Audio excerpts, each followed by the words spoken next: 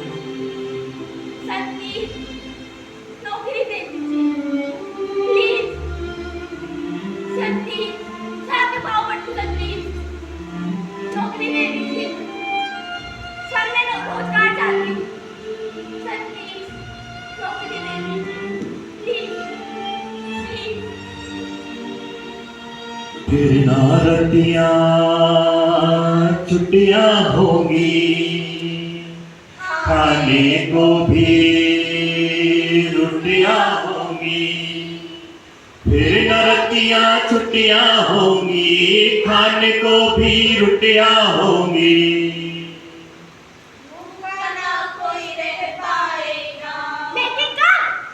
इनकलाब जब इनकलाब आएगा, इनकलाब जब इनकलाब आएगा, इनकलाब जब इनकलाब आएगा।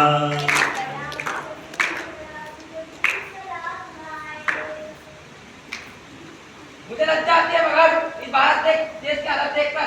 जब किसी बच्चे की चीख सुनता हूँ, किसी महिला के आप डूबकर देखता हूँ, मुझे लज्जा आती है। मेरा खून खौल उठता है भगत, मेरा खून खौल उठता है। राजगुरु, पिस्तौल और बम इंकलाब नहीं लाते।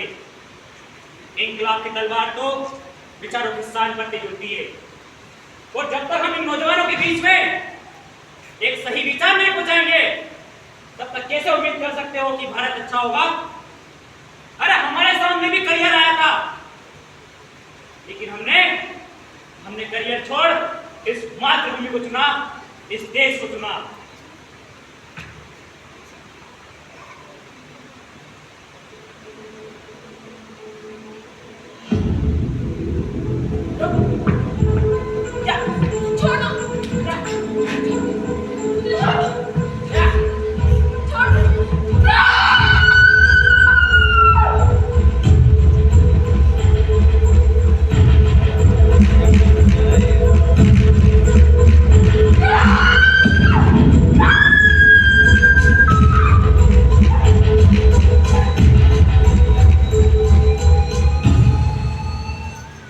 अब ना कोई जुल्म सहेगा, जुल्म के आगे हर एक लड़ेगा।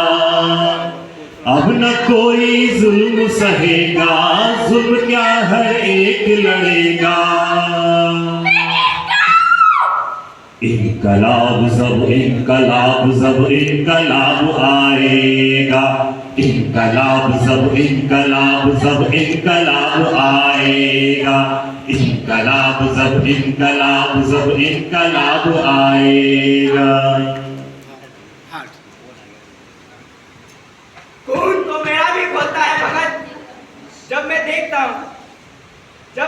हूँ वो देश में हो रहे धर्म जाति मजहब के नाम पे हो रहे दंगों को। खून खोलता है मेरा जब मैं देखता हूँ हिंदू भाई और मुसलमान भाई एक दूसरे के खून के प्यासे हमने तो ऐसे भारत की कल्पना नहीं की थी जहाँ हिंदू भाई और मुसलमान भाई एक दूसरे के खून के प्यासे हों। सही कहता है सुखदेव, ये कल्पना और ये विचार हमने नहीं किया था, लेकिन मुझे वो बात याद है जब अंग्रेजों ने भारत को तोड़ने की कोशिश की, उन्होंने नारा दिया वोट डालो राज करो। वही काम आजाद देश की सरकार आज कर रही है।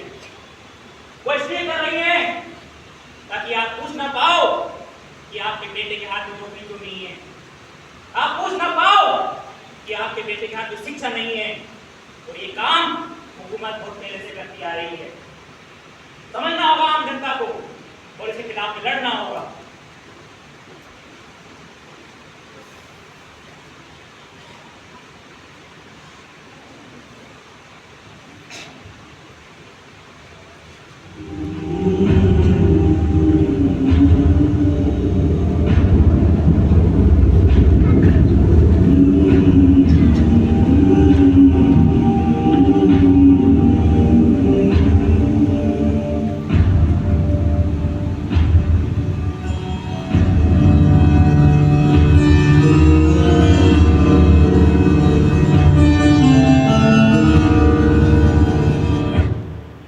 फिर ना कोई खून बहेगा, हर इंसान मिलजुल के रहेगा।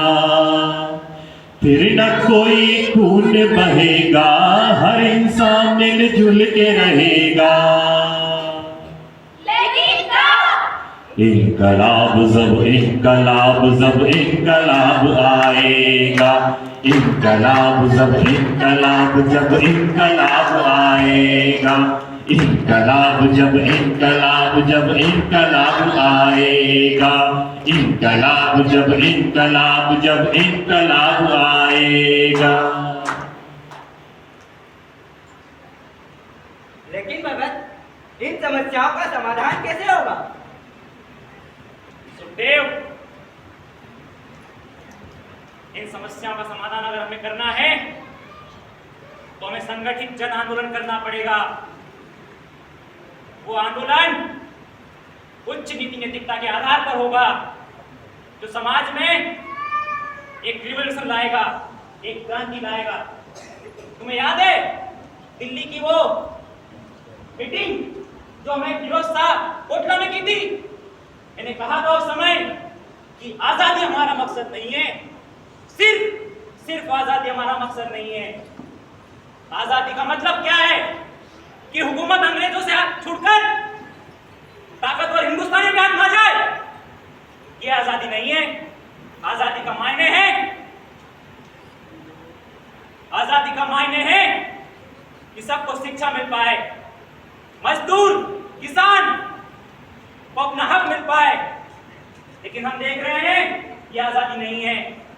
हम चाहते हैं कि ऐसा वतन बनाए जहां पर आर्थिक आधार पर, धर्म के आधार पर, संप्रदाय के आधार पर लोगों को आपस में नहीं बांटा जाए। हम चाहते हैं कि यहां पर इंसान का शोषण ना हो। हम ऐसी व्यवस्था चाहते हैं। हम चाहते हैं समाजवाद। इसका मतलब तुम्हारा विचार विफल रहा। देव, तुम देख नहीं रहे शायद। देखो इन बच्चों को, देखो इन नौजवान युवाओं को।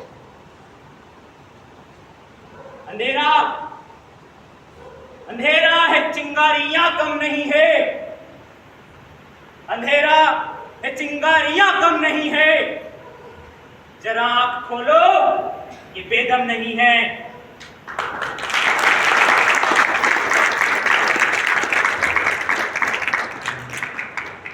क्रांति की राहों में हमने बढ़ाया है कदम, क्रांति की राहों में हमने बढ़ाया है कदम। हम भी बनेंगे भगत सिंह, हम भी बनेंगे भगत सिंह, हम भी बनेंगे भगत सिंह, हम भी बनेंगे भगत सिंह। क्रांति जिंदाबाद, इंकलाब जिंदाबाद, इंकलाब जिंदाबाद, इंकलाब जिंदाबाद, इंकलाब जिंदाबाद, जिंदाबाद जिंदाबाद शहीद भगत सिंह जिंदाबाद। जिंदाबाद जिंदाबाद। धन्यवाद साथी।